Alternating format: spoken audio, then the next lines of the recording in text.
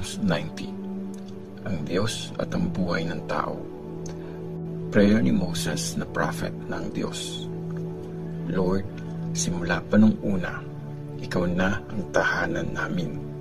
Bago pa na-create ang mga bundok, bago mo ginawa ang lupa at ang mundo, ikaw na ang Diyos, ang forever na Diyos. Binabalik mo ang tao kung saan siya nagmula. Pag inutos mo, bumabalik kami sa lupa. Ang 1,000 years parang isang araw lang sa'yo. Parang kahapon na lumipas. Parang konting oras sa buong magdamag. Tinatapos mo ang buhay ng tao. Parang panaginip, mabilis nawawala. Para kaming damo na umuusbong sa umaga. Tumutubo at lumalago. At pagdating ng gabi, natutuyo, namamatay. Inuubos kami ng iyong galit. Sa tindi ng galit mo, natatakot kami. Nilalatag mo sa harap mo ang mga mali namin. Mga secret naming kasalanan, kitang-kita mo. Umiiksi ang buhay namin dahil sa galit mo. Natatapos ang mga taon namin. Parang buntong hininga lang. Hanggang 70 years ang buhay namin. Pag healthy, umaabot ng 80. Pero puro hirap at pasakit ito. Tapos mamamatay kami at mawawala na sa mundo. Sino nang nakatikim ng matinding galit mo? May nakakaalam ba kung gaano nakakatakot pag nagalit ka? Kaya ituro mo sa amin gaano kaiksi ang buhay para maging matalino kami. Bumalik ka na, Lord. Hanggang kailan bang ganito? Maawa ka sa mga servant mo. Umaga pa lang, punuin mo na kami ng pag-ibig mong wagas para habang buhay kami magsaya at mag-celebrate. Kung gaano kahaba ang pagpapahirap mo sa amin, gawin mo ganun kahaba ang saya namin. Kasing haba ng mga taon ng aming pagdurusa. Ipakita mo sa mga servant mo ang iyong galing at ang matindi mong lakas sa mga anak namin. Panginoon at Diyos namin, i-bless mo kami. Maging successful sana lahat ng gagawin namin. Yes, maging successful sana kami. Psalms 91. Si Lord ang magpoprotect sa atin. Ang taong nakatira sa tahanan ng pinakamataas na Diyos at nag-i-stay sa protection ng makapangyarihan sa lahat. Sasabihin niya kay Lord, ikaw ang takbuhan ko at matibay kong depensa. O Diyos ko, sa iyo ako nagtitiwala. Si Lord ang magliligtas sa iyo sa mga trap ng kaaway at sa mga sakit na nakakamatay. Parang ibon, ipoprotek ka niya sa ilalim ng pakpak niya at doon siguradong safe ka. Ang pagiging tapat niya parang shield na magpoprotek sa iyo. Hindi ka matatakot sa kahit anong bagay sa gabi o kahit may biglang lumusob sa umaga o sa mga salot na dumadating sa dilim o sa mga masama na pumapatay sa tanghali. Kahit 1,000 na tao pa ang mamatay sa tabi mo at 10,000 naman sa paligid mo, ikaw hindi ka masasaktan. Titingin ka lang at manonood. Makikita mo, magpaparusahan ang masasama. Si Lord ang ginawa mong takbuhan para maging safe. Ang Diyos na pinakamataas ang pinili mong maging tahanan. Kaya walang masamang mangyayari sa iyo. Walang salot na makakalapit sa bahay mo. Ibibilin ka niya sa mga angels niya na bantayan ka saan ka man pumunta. Aalalayan ka nila para hindi masugatan sa bato ang mga paa mo. Tatapakan mo ang mga layon at ang mga ahas. Tuturugin ang mababangis na layon at kobra. Sabi ng Diyos, isisave ko ang nagmamahal sa akin.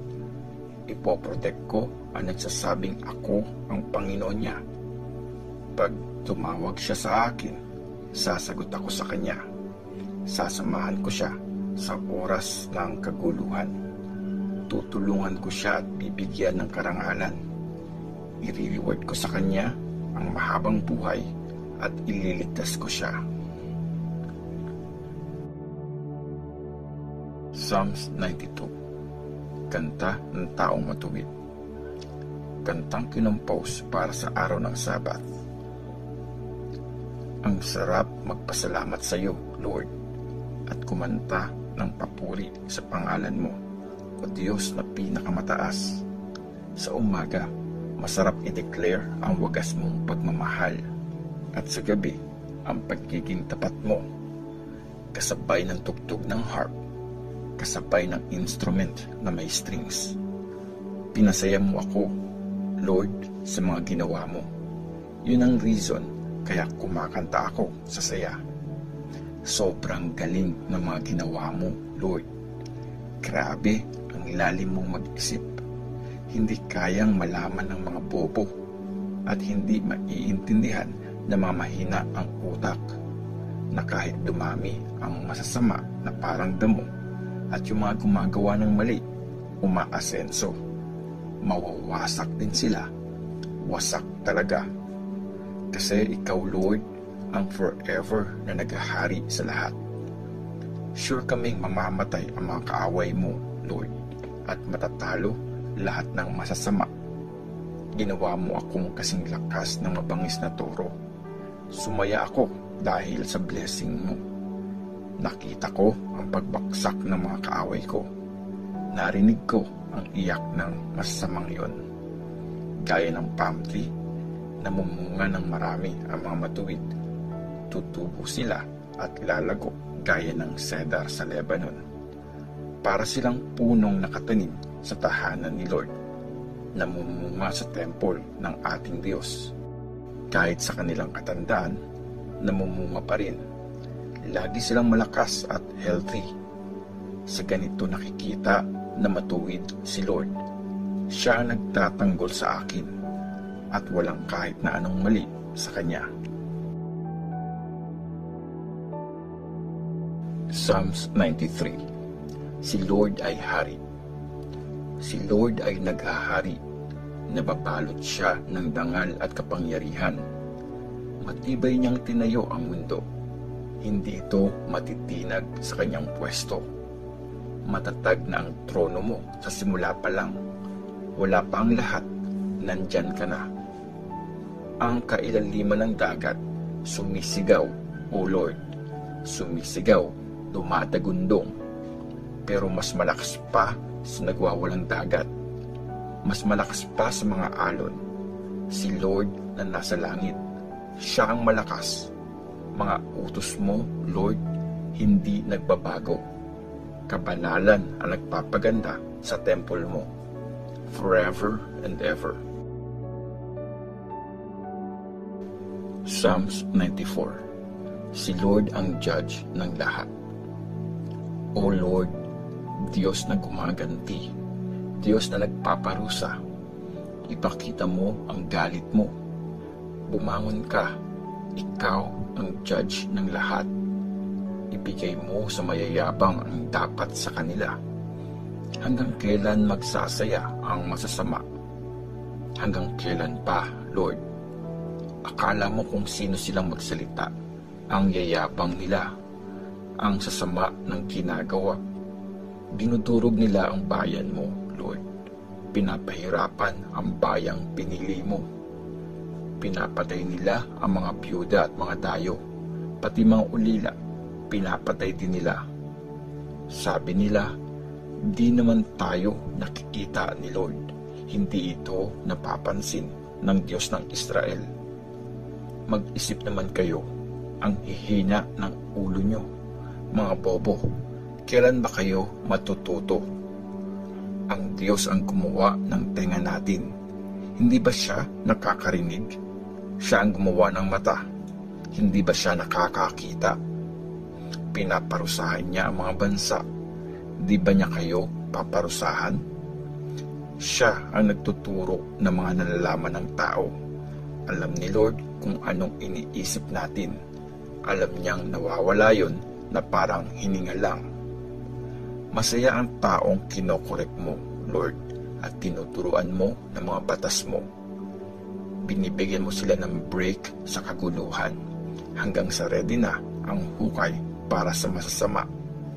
Hindi pababayaan ni Lord ang bayan niya. Hindi niya iiwan ang mga pinili niya. Magkakaroon ulit ng hustisya para sa mga matuwid at susundin ito ng lahat ng malinis ang puso. Sinong tumayo para ipagtanggol ako sa masama? Sinong kumampi sa akin laban sa mga gumagawa ng hindi tama? Kung hindi si Lord ang tumulong sa akin, napunta na sana ako sa lugar ng mga patay. Nung madudulas na ang paa ko, yung pagmamahal mo, Lord, ang umalalay sa akin. Pag ang dami kong iniisip, kinukomfort mo ako at pinapasaya. Hindi mo kakampihan ang mga korap na judge. Ginagawa nilang legal yung hindi makatarungan. Nagpaplano sila laban sa mabubuting tao. At yung mga inosente, hinahatulan nilang mamatay. Pero si Lord ang nagdi-defend sa akin. Siya ang aking Diyos, ang nagtatanggol sa akin. Ibabalik niya sa masasama ang mga ginawa nilang kasalanan at uubusin niya sila kasi ang sasama nila. Si Lord na ating Diyos ang wawasak sa kanila. Psalms 95. Tara, mag-worship tayo. Tara, kantahan natin si Lord. Kumanta tayo ng masaya sa Diyos na nagpoprotect sa atin. Kumanta tayo sa harap niya para magpasalamat. Kumanta tayo ng malakas. Masaya natin siyang purihin. Kasi si Lord ay powerful na Diyos. Haring makapangyarihan sa lahat ng mga Diyos. Hawak niya ang buong mundo mula sa pinakailalim ng lupa hanggang sa pinakamataas na bundok. Kanya ang dagat kasi siya ang gumawa nun, pati ang lupa na nilikha ng mga kamay niya. Tara, mag-worship tayo at magbigay galang. Lumuhod tayo sa harap ni Lord. Siya ang nag-create sa atin. Siya ang Diyos natin. Tayo ang bayang iniingatan niya, mga tupang inaalagaan niya. Kaya ngayon, makinig kayo sa sinasabi niya. Huwag matigas ang ulo nyo gaya ng mga ancestors nyo nung nasa Meriba sila, dun sa desert ng Masa. Tines nila ako doon at sinubukan, kahit pa nakita na nila ang ginawa ko para sa kanila. 40 years akong sukang-suka sa generation na yon. Sabi ko, mga taksil sila. Ayaw nilang sundin ang mga utos ko. Kaya sa galit ko, sumumpa ako. Hinding-hindi sila makakapasok sa lugar kung saan ko sana sila bibigyan ng pahinga.